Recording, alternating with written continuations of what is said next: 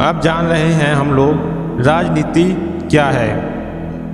सत्य, धर्म, न्याय नीति ही जन कल्याण के मूल स्तंभ हैं और इसी से भगवान की प्राप्ति भी होती है। और भगवान जब भी अवतार लेता है इस धरती पर तो इसी चारों को कायम करने एवं स्थापना करने के हेतु ही धरती पर अवतार लेता है। जब राजनेता राजनीति को भूलकर जोर जुलूम और अत्याचार मनमाना तरीके से कार्य करने लगते हैं, तब भगवान कल की धरती पर आकर इस सत्य, धर्म, न्याय नीति को स्थापित करने में लगे हुए हैं। वैसे तो हर युग में इसी चीज़ को स्थापित करने के लिए भगवान अवतार लेता है। तो वीडियो के अंत तक बने रहें। चैनल में अगर आप पहली बार आए हैं तो चैनल को सब्सक्राइब करके बेल आइकन पर दबा दें और कमेंट में जय श्री कल की जरूर लिखें। वीडियो को लाइक जरूर करें। तो शुरू करते हैं आज की वीडियो। दोस्तों, जन कल्याण का मूल स्तंभ सत्य, धर्म, न्याय नीति नामक 4 ही कड़ी है। यही 4 चरण जनमानस अथवा मानव को पवित्रतम एवं पूर्णतम बनाते हुए, और जब तक मानव इस पूर्णतम एवं पवित्रतम रूप चारों जन कल्याण की धुरियों को अपने जीवन में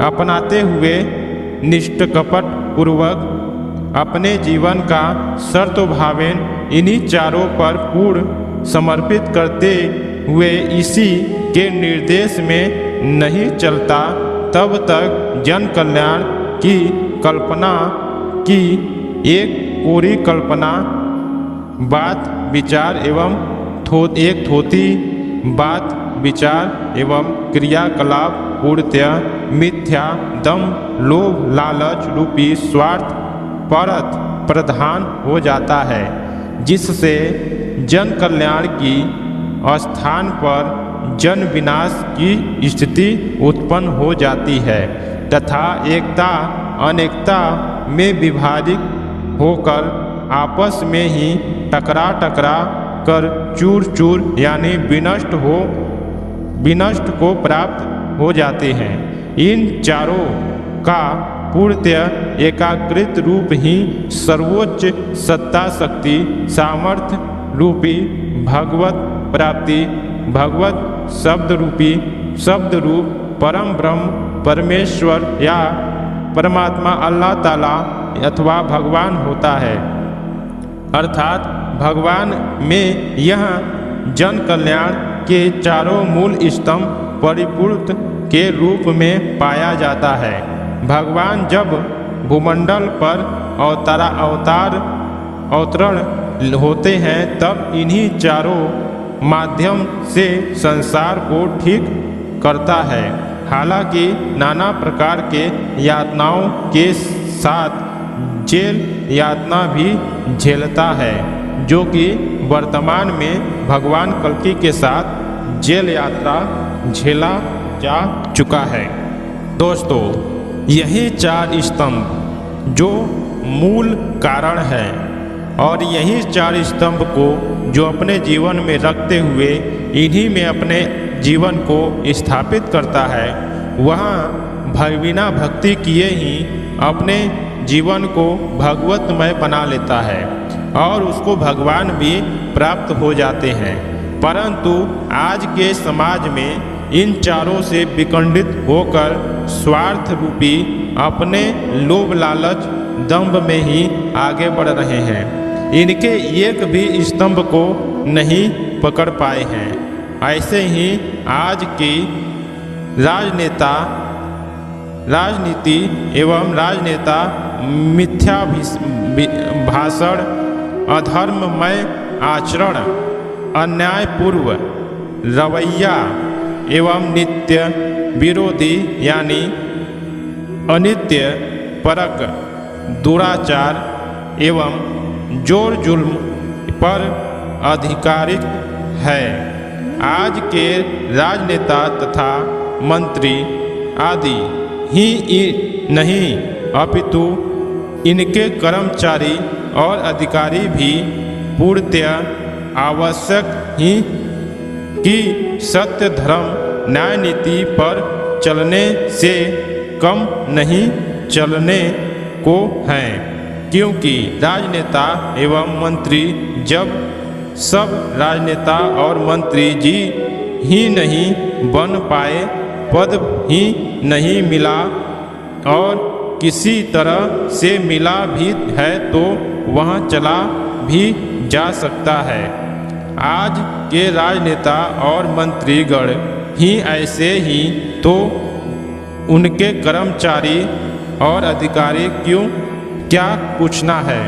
आज का अनुशासन प्रशासन पूर्णतः समाप्त हो चुका है। जो समाज है, जो जहाँ है, जितना लूट सकता है लूटने में लगा है, चाहे वहाँ अधिकारी कर्मचारी है अथवा नेता राजनेता एवं मंत्री जी गण ही क्यों ना हो, सबकी यही हालत है। आज की नौकरी एवं पद ईमानदारी पूर्वक कर्मठात एवं बिरियात पर अधिकारित नहीं है, अपितु घूस एवं चापलूसी पर अधिकारित हैं। घूस देते रहें तो चाहे जितना बड़ा अपराध कर आप कोई सरकारी संरक्षण प्राप्त कर सकते हैं, परंतु सत्य धर्म न्याय नीति पर रहें तो निसंदेह नहीं हो घोर अपराधी अधर्मी गुंडा एक्शन एवं राजसू के मुलजिम बनते हुए जेल जीवन में भी गुजारना पड़ेगा, जैसे कि हम तथा हमारे सत्कर्मी समाज कारागृह में बंद हैं। दोस्तों, यह उस समय की बात है जब गांधी परिवार का या गांधी लोगों का राजनेता या प्रधानमंत्री थे। उस समय भगवान कल्कि इन सब घटनाओं से गुजरते हुए कारागार में बंद थे और भगवान कल्कि के भक्त के सहित कारागार में बंद थे, जो कि इन घटनाओं पर यह सब कुछ लिखा बताया जा रहा है। और भगवान कल्कि सत्य धर्म न्याय नीति को ही लेकर चलने वाले थे, जो कि समाज को बिल्कुल ही नहीं भाता था और राजनेताओं का भी बोलबाला जो था वह भी गिर रहा था, जिसमें भगवान कल्कि कई अत्याचारी एवं राजनेताओं एवं कर्मचारी अधिकारियों का हत्या भी करवाए थे। आइए अब आगे जानते हैं। सत्य धर्म न्याय नीति पर सर्वप्रथम तो चलाने के लिए कोई तैयारी ही नहीं हो पा रहा है कि वर्तमान परिस्थिति उनका जीवन संकटमय बिना बने छोड़ नहीं सकती है। रात दिन अथक परिश्रम करने हर तरह से सत्य धर्म न्याय नीति के अनुकूल चलने पर सारी जिम्मेदारी वहन कराने पर तथा हर प्रकार से ही जान देख समझ बूझ एवं पहचान के साथ सर्वोच्च शक्ति सत्ता सामर्थ्य के ही निर्देशन में चलाने हेतु कुछ बंधुओं को तैयार भी किया जा रहा है। अर्थात जो भगवान कल्कि कह रहे हैं कि भगवान इस चीज़ पर ले चलने के लिए कुछ भक्तों को तैयार कर रहे हैं। तो वर्तमान परिस्थिति इतनी विकृत बन चुकी है कि कर्मचारियों एवं अधिकारियों की लोभ लालच रूपी स्वार्थी प्रवृत्ति वाले समाज के वांछनीय दुष्ट दुर्जन या दुराचारियों के मेल से नाना तरह के फर्जी मामले तैयार करके आलोचना विरोधी एवं संघर्ष कराते हुए इतना तंग करवा रहे हैं कि दूसरे व्यक्ति पुनः सत्य धर्म न्याय नीति को नाम ही सुनकर कांप उठता है। यानी दोस्तों, भगवान कल्कि इन सब चीज़ों को लेके चल रहे हैं और तैयार कर रहे हैं, फिर भी फर्जीवाड़ा भगवान कल्कि एवं उनके भक्तों पर अधिक प्रकार से यह सब कुछ लगाया गया, जिसके कारण सत्य धर्म न्याय नीति की बात सुनकर लोग भगवान कल्कि को ही गलत साबित करके उनसे दूर भागने लगे, जिससे कि कुछ भक्त ही भगवान कल्कि के साथ चल पा रहे हैं कि जीवन अतीव संकटमय हो ही जाएगा। इन बंधुओं को कोई समझावे कि सत्य धर्म सत्य असत्य, धर्म अधर्म, न्याय अन्याय, नीति अनीति तथा भगवान और असुर स्वभाव वाले शैतान के बीच सदा ही चारों युगों में ही संघर्ष हुआ है। शुरुआत में तो असत्य अधर्म अन्याय अनीति वाले यानी असुरी प्रभाव वाले, सत्य धर्म न्याय नीति वाले सद्भावी सदप्रेमी सदव्यवहारी सदाचारी एवं सत्कर्मी लोगों के समाज जो धीरे सीधे भगवान खुदा गॉड के ही सक्षण अवतरण वाली अवतार शरीर के साथ चलते हैं, उन पर तथा भगवान के अवतार वाले अवतारी शरीर पर भी हावी हो यानी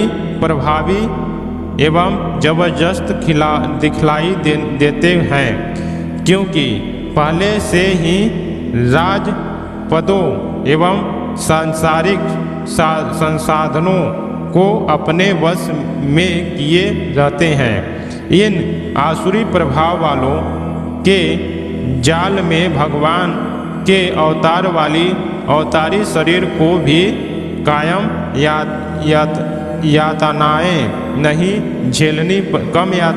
झेलनी पड़ती है, जिसमें जेल यातना भी शामिल है। वर्तमान में तो इससे कठिन परिश्रम या प्रभाव रूप में देखा जा रहा है।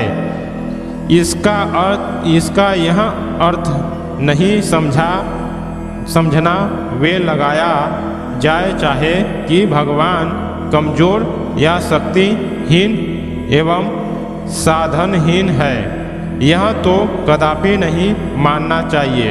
भगवान सृष्टि का ही उत्पत्ति संचालन एवं लय प्रलय रूपी होता है, परंतु उसे समाज के अंतर्गत कुछ मूलभूत मर्यादाओं का पालन करते हुए चलना पड़ता है तथा आसुरी स्वाभाविक वालों को भी खुद एहसास कराते हुए कि भगवान किसी भी शर्त पर मिथ्याभासी अधार्मिक अन्यायी एवं नीति विरोधी नहीं चला सकता है।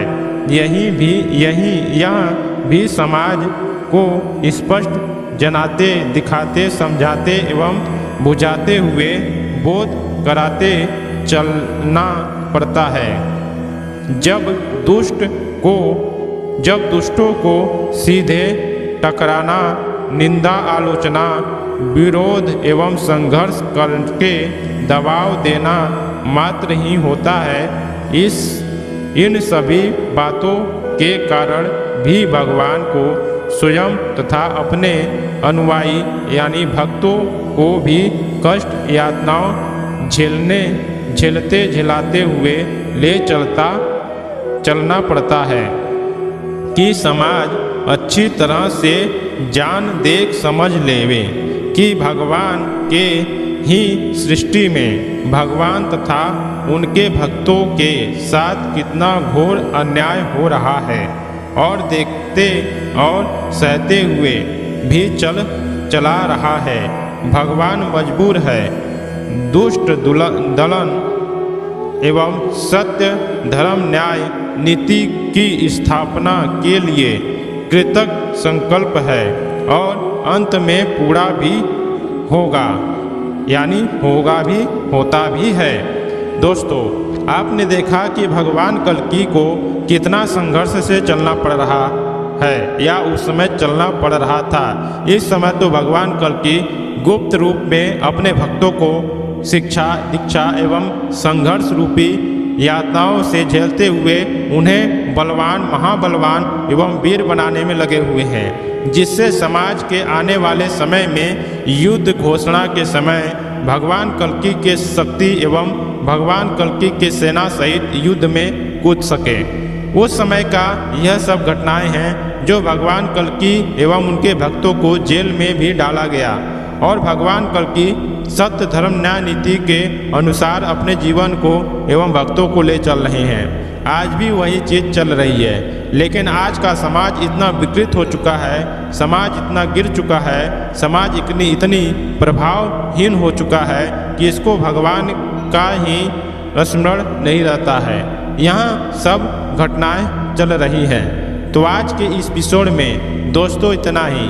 उम्मीद करते हैं भगवान कल्कि की यह लीला आपको पसंद आई होगी, जानकारी समझ में आई होगी, और नहीं आई तो कमेंट में ज़रूर बताएं। वीडियो को लाइक ज़रूर करें। चैनल में अगर आप पहली बार हैं, चैनल को सब्सक्राइब करके बेल आइकन पर अवश्य ही दबा दें और कमेंट में जय श्री कल्कि जरूर लिखें।